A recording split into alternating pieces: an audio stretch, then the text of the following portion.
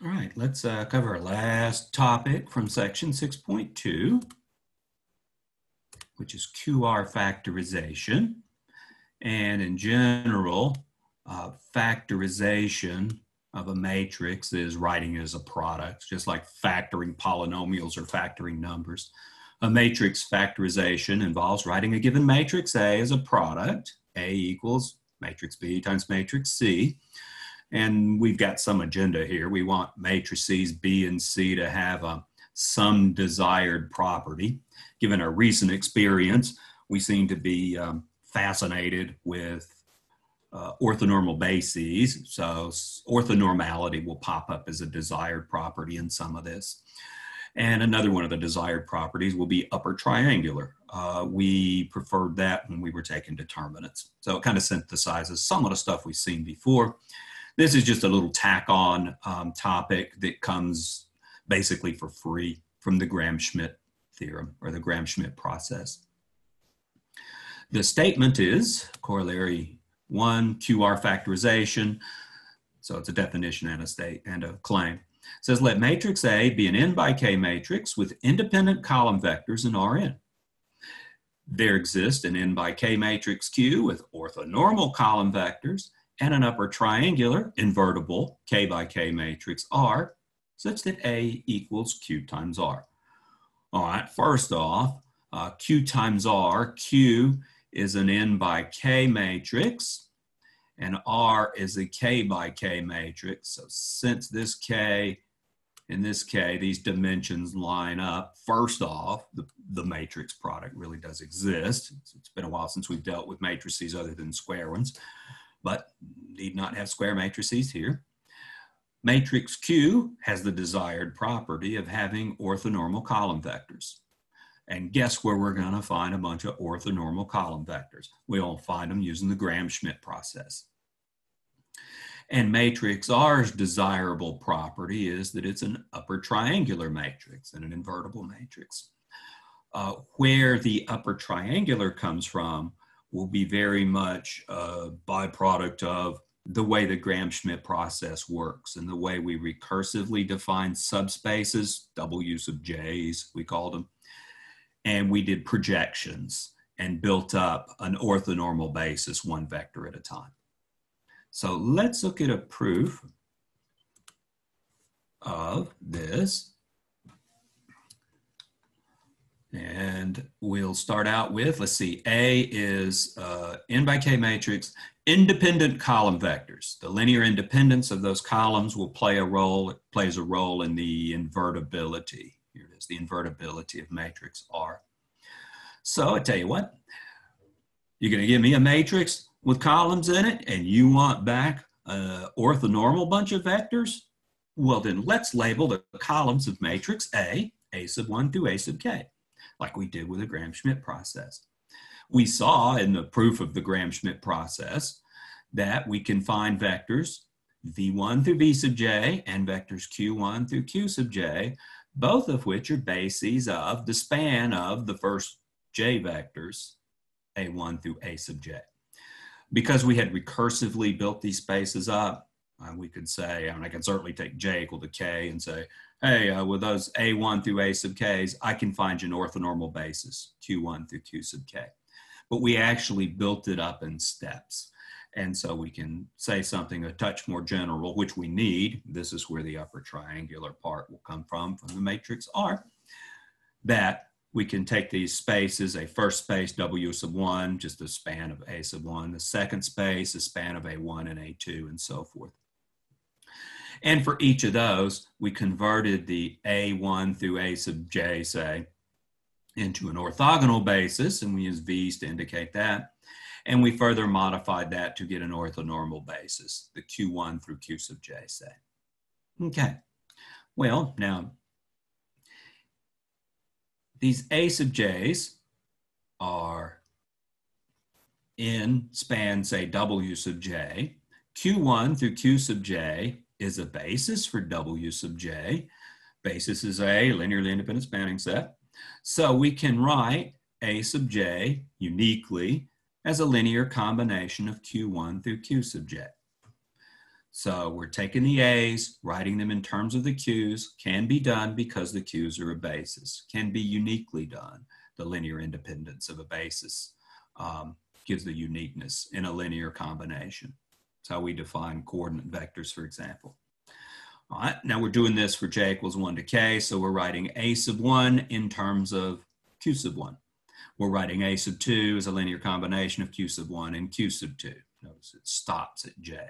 A sub 3, we'll stop the right-hand side at 3, is a linear combination of q sub 1 and q sub 2 up through q sub 3, and so forth. Okay? So let's define matrix Q, the matrix we're looking for up here, to be the n by k matrix with columns q1 through q sub k. Are the dimensions right? We know there's q sub k of these. Q1s through Q sub Ks. We've taken the A1s through A sub Ks and modified them, so there's definitely K of those. All right, we're putting these in as columns. Okay, well, that'll give us K columns, so that dimension is correct. Matrix Q will have n rows. These vectors got n components? Yeah, these vectors got n components. They are modified versions of the V vectors and originally the A vectors, and the A vectors are in Rn. So the A vectors have n components, so the V vectors have n components, so the Q vectors have n components, so the column vectors have n components. So indeed, this matrix has n rows and there's k columns. And define k by k matrix R with entries R sub ij, where we're choosing the R sub ij's from these equations up here. Now, this stops at some point. These components are going to have to come from, I don't want to say it, we have to have a totality of a k entries in both rows and columns in this vector R, in this matrix R. Okay, well, these are going to stop shy of k sometimes, so we'll just fill in with the parameters that don't appear up here with zeros. That's where the triangular part will come from. Let's take this. This is actually a total of k different equations as you iterate the variable j. Let's write them out a little more explicitly. So we're getting A1 as a multiple of Q1. A2 is a linear combination of the first two. A3 is a linear combination of the first three. A sub k is a linear combination of all k of them. All right, and understand it to mean we're taking the missing ones. For example, there's an R12, but there's no R21 that would appear here in the corresponding notation. So take those to be 0. And then that produces, if we'll put these into a matrix, we get a upper triangular matrix. The subscripted R's go into the matrix like this. It looks a little odd, but we dealt with the indices in such a way that they go into the matrix in this form. These, if I read off horizontally, we're getting these out as columns, these coefficients out as columns. You've seen that before.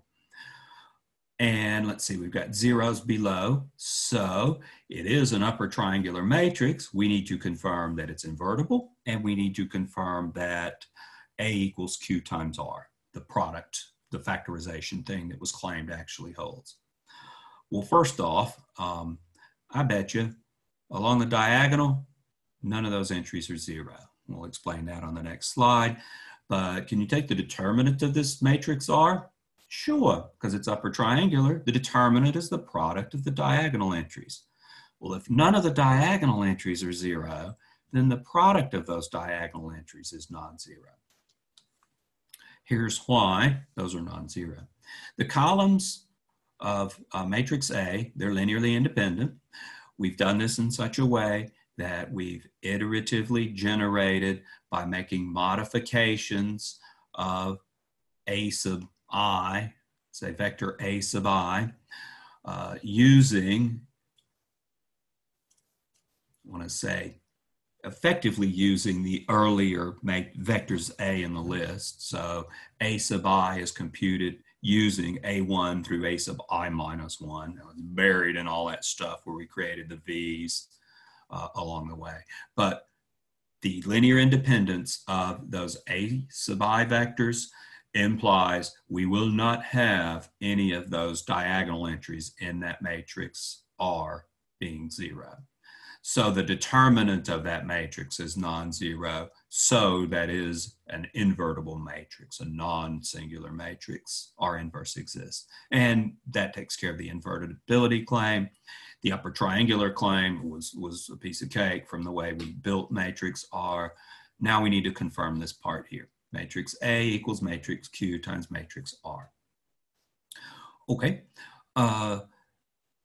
Take the ith column of matrix R, denoted by little r sub I.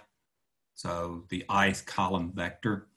Now, if we look at matrix Q times that column vector, recall, it's been a while, section 1.3, when you take matrix Q, you multiply it on the right by a vector of the appropriate size, that's going to produce a linear combination of the columns of Q, columns are Q or the lowercase q vectors, and the coefficients will be the components of vector Q. So such a thing produces a linear combination of the coefficients of the matrix with the components of the vector as coefficients. In other words, Q times R sub I would be, this is how we double subscripted the components, R sub 1I times Q sub 1, R sub 2I times Q sub 2, and so forth. And that's exactly what we chose to yield vector A sub I as a linear combination of the Q sub I's. So we are getting Q times the ith column of matrix R to yield A sub I. Ith column of QR is A sub I, the ith column of A. So all the columns of this product, Q times R, are the same as all the columns of this matrix A. The columns are the same. They're the same matrices. They got the same number of columns. So really, this is nothing but an easy little result that follows from the Gram-Schmidt process. Let's illustrate it. We want to find a Qr factorization, say of just this little matrix here. Okay, so it's not a square matrix, so that gives us some variety right there. First off, we'll let A1 and A2 be the columns of this matrix. Now, we want to find an orthonormal basis using the Gram-Schmidt process as applied to A1 and A2. Okay, we'll let V1 be A1. It's already a unit vector too. We were given column vectors here, so I've got lots of transposes strewn throughout this. When we did the Gram-Schmidt process, we usually treated them as row vectors. So just some technical notation, really. So we'll take V sub 1 to be A sub 1. By the Gram-Schmidt process, we'll take the second vector, V sub 2, to be A sub 2 minus its projection onto V sub 1. So more of that. Here's A sub 2. Here's the dot products that produce the projection and take a difference. I should have transposes on these technically. That will produce the vector 1, 0, 1. So we found V1, 0, 1, 0, V2, 1, 0, 1. We need to normalize those to get Q1. Like I said, V1 already is a unit vector. This vector 1, 0, 1 has magnitude square root of 2. So we'll have to divide that by its magnitude. And that'll give us Q1 and Q2, and we will put those into a matrix, capital Q, as column vectors. So we get 0, 1, 0 for the first column, 1 over the square root of 2, 0, 1 over the square root of 2 for the second column, and there's matrix Q.